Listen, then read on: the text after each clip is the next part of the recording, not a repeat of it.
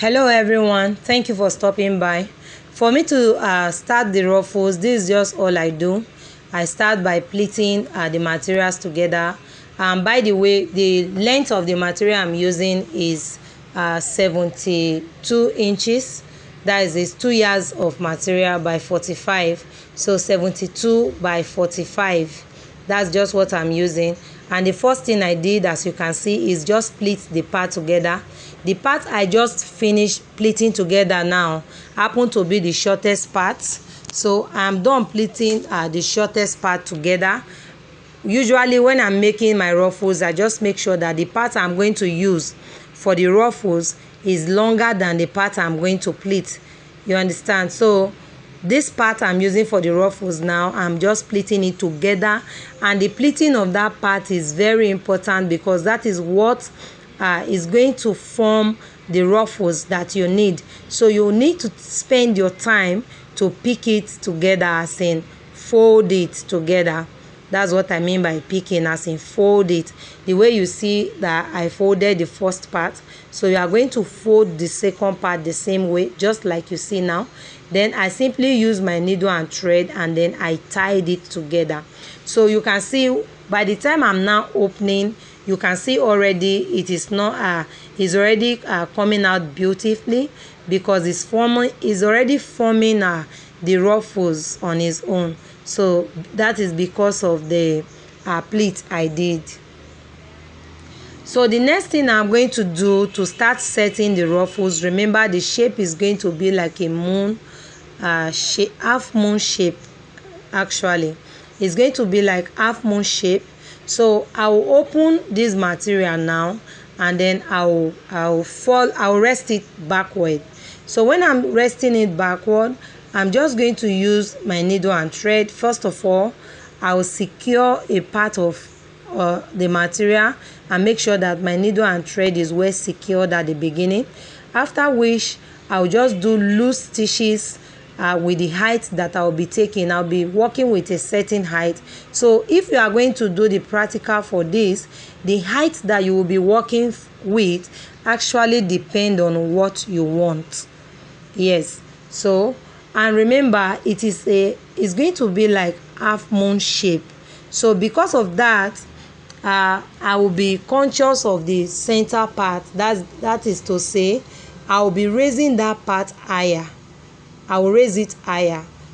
I started in a low key, so it was low. The length I was using at the beginning was low, but as I approach the middle part of the ruffles, I'm going to be working with higher part. So that's the reason you see me raising my hands higher there. And then when I begin to get close to the bottom, as in the ending part, I will still reduce my hands. Remember I said it's half moon shape, you understand? So the middle is where the height will be, while the both sides will be a little bit low. So as I do it, you just watch carefully, and I hope you enjoy the class.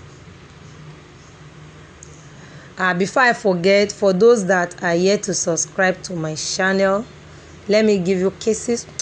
Please do so. Just please do so. Thank you so much. Thank you for stopping by. All right, this is just what I'll do, and this is just the idea. When I'm done with this particular one, I'll tell you what to do with the excess material, so stay tuned.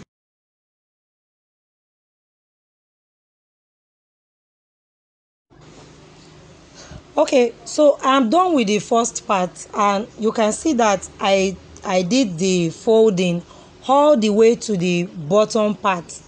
You understand? I did it all the way to the bottom part. So I want to use the excess one, the excess material behind now, and this is what I'll do.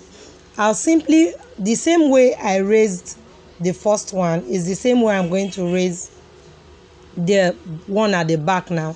So I'm just going to raise it, but the key thing you need to know is the fact that you are going to be separating it. Don't join it together while you are doing the loose stitches for the back one. do not join it together. That is very important. This is the only way you will be able to style it properly, because you will need to open it. But when you join it together, it becomes difficult. It's going to alter the first one. It's going to alter the decoration of the first one. So please do not join it together until you are done. Until you are done with the loose stitches of the one at the back. So this second one at the back is we are doing it the same way we did the first one. So there's nothing different about it. We are doing it the same way. So I'm just going to do it. I'm going to take the loose stitches all the way to the back, and while I am doing that, I kept opening the fabric. Do not just fold it and stitch anywhere you see. Make sure that you spread it out, and that what you are stitching is properly arranged, because it will add to the beauty of what you are doing. Right now I am done with the pleating, that is the loose stitches of the second side.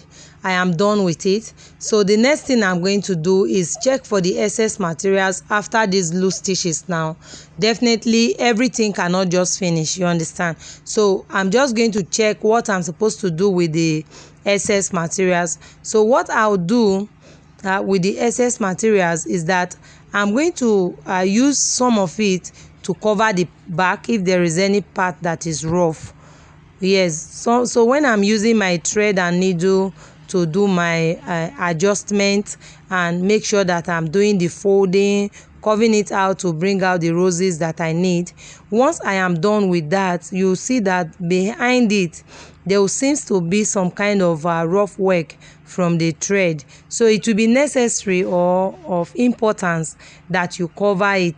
So the little part of it that will be left behind now is what I'll be using to do that when that time comes. So right now I have some that are not finished, and it is at the back.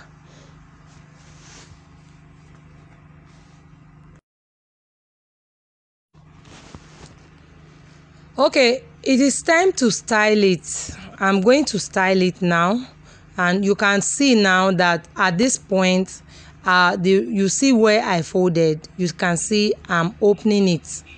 I will open it. This was the reason I said you shouldn't join the stitches while making it. I should do it separately.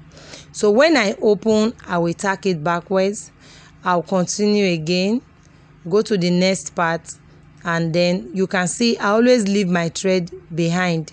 I don't bring my thread forward. This is to enable the work to be neat. So as much as possible, you need to make your work neat. But if it is not neat enough, the little part of the materials that I've left behind, I'll use it to cover it. But as much as possible, try and make it neat. And something very important is that you should get your thread to be very close to your fabric. Is very important, so that no matter how a little bit rough your work might be, the thread will be able to cover up for you. If the thread is too contrasting, it might be too rough, you understand. Though it's blue thread and is not close enough to your fabric, it might give you a little bit of stress. So if you watch now, you can see the way I am going about it. Usually ruffles take time. Don't be deceived, it takes time. You need to spend your time to do the arrangement. If not, you cannot come out with a good result. It's not something you just spend 2 minutes, 3 minutes and you say you are done. You actually spend quality time arranging it. The next video I'll be bringing up will be the ruffles, this time on ashoke. For those of us that know ashoke, it will not be on satin, it's going to be on ashoke. Just watch out for it. I'll soon upload that. So for the now, this is how I go about my ruffles. I'm going to spend my time to arrange it, after which I'll show you the finishing. but this is the whole process. The next thing that is left is just the arrangement. So how you arrange is what we tell. That's the beauty that you achieve, you understand. And I always say something: for every work that you are doing, the picture you want to achieve is already in your mind. So always work until you get that which is in your mind out. I wish you luck.